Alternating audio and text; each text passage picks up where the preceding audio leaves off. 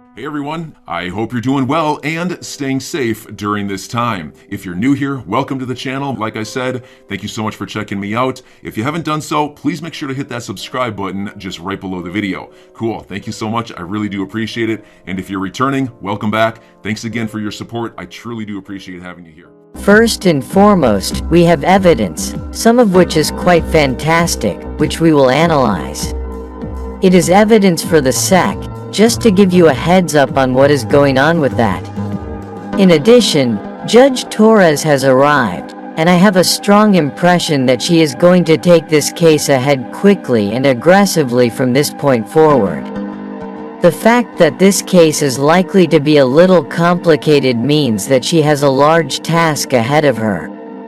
As you may be aware, the name you have been hearing is that of Judge Sarah Net Byrne, who is primarily responsible for discovery concerns. Nevertheless, it is Judge Torres who will be making the ultimate judgments in the case. And she walked into the case with weapons blazing the day before. And here is the order, which consists of 3 dispositive motions, as follows. There were 3 outstanding motions at the outset of the order opening paragraph, and there were requests to seal documents in connection with each of those motions. Firstly, Larson moved to dismiss the lawsuit against himself, followed by a second motion to dismiss the case against Brad Garlinghouse, and finally, a motion to strike the fair notice argument brought by the SEC. What do you think? Will it favor Ripple? Also, she is not making a decision on these motions at this time, but she is discussing which papers, or which portions of documents, the public will be able to see. You have 2 options when it comes to papers that have been submitted with the court. You may seal them or redact information from them. When you redact a document, it refers to the process of simply blacking out certain sections of the text. Also, what the public can see was a very generous ruling from Judge Torres. So, taking a look at the sealing section, it states that the common law right of public assets access to judicial documents is firmly rooted in our nation history. This presumption of access is based on the need for federal courts to have a measure of accountability and for the public to have confidence in the administration of justice. To summarize, if you wish to keep anything under seal, you must have a strong justification for doing so, and the court clearly did not feel that the defendant grounds were sufficient. However, bear in mind that this order has no effect on the court decision in the case since the judge has access to all of the papers, even those that have been sealed.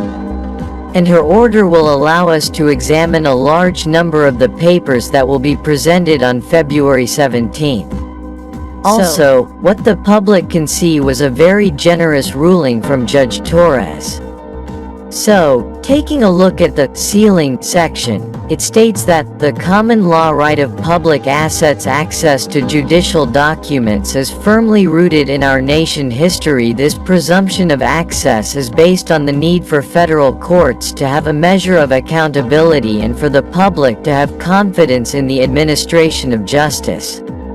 To summarize, if you wish to keep anything under seal, you must have a strong justification for doing so, and the court clearly did not feel that the defendant grounds were sufficient.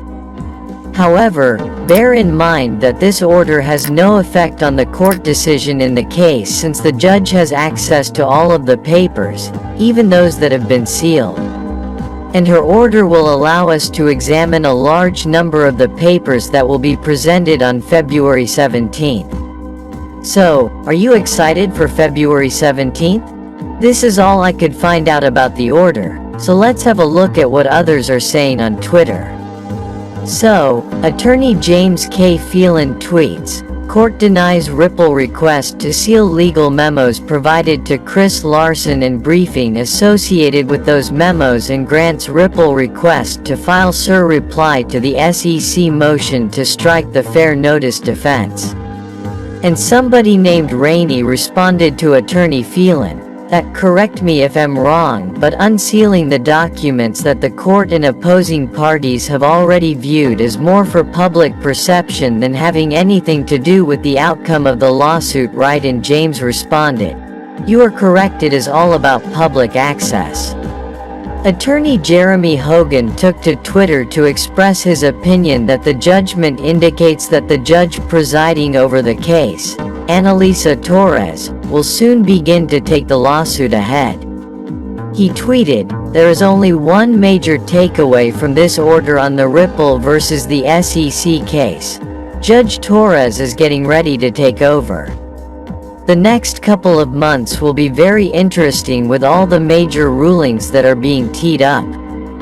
Judge Torres' orders, according to John Deaton, an attorney representing the XRP holders in the SEC versus Ripple dispute, are a positive development for his clients.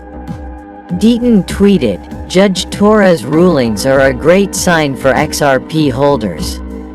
What these rulings clearly show is that Judge Torres favors public disclosure. Ripple cannot seal certain documents, i.e. legal memo. The same applies to the SEC.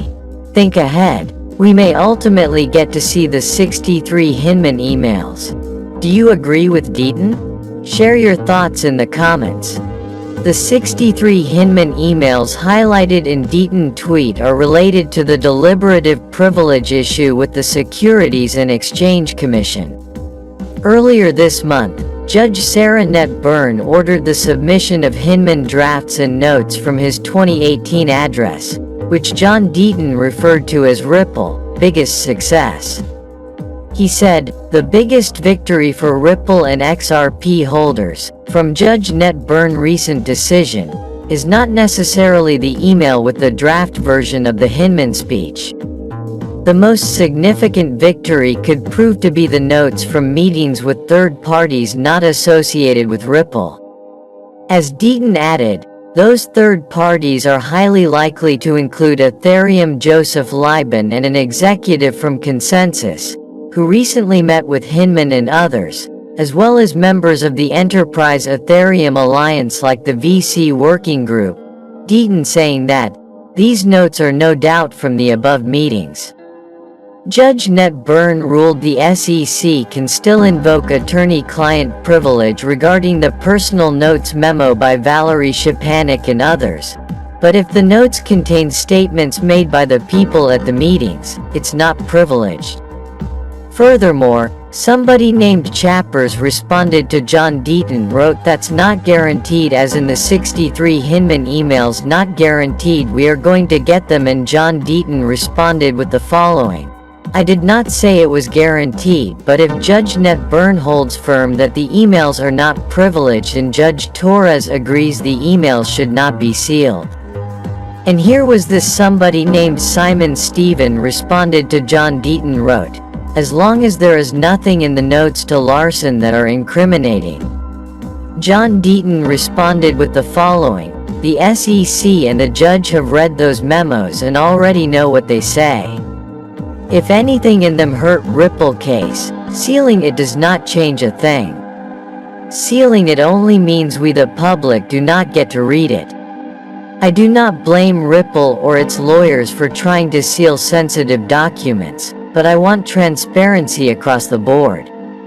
And if Ripple cannot seal certain documents, then the SEC, an agency of the federal government, should not be able to seal non-privileged documents as well." Between that time and now, the SEC has been able to get an extension in its bid to keep the records from being turned over to them by the court. Because of the ongoing delays in the SEC versus Ripple lawsuit, the timeline could be pushed back to 2023, according to attorney Jeremy Hogan, who posted a video in which he questions whether the SEC delay tactics are a simple pressure play or if they are hiding something really bad that would force the lawsuit to be dismissed immediately.